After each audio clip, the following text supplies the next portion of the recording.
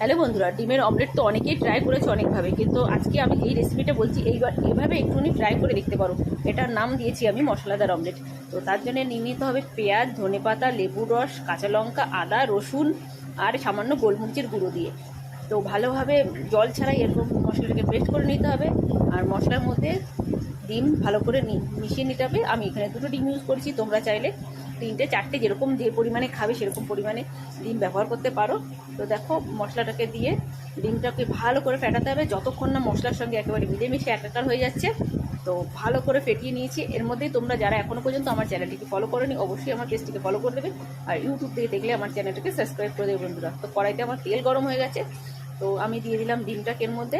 তো এটাকে কমসে কম 30 সেকেন্ড পর্যন্ত ফোটাতে হবে, ভাজা ভাজা করে নিতে হবে। তারপরে এটাকে একটুখানি উল্টে পাল্টে নিয়ে একদম লাল লাল করে ভেজে নিতে হবে, আর গ্যাসটাকে লো করে দিতে হবে।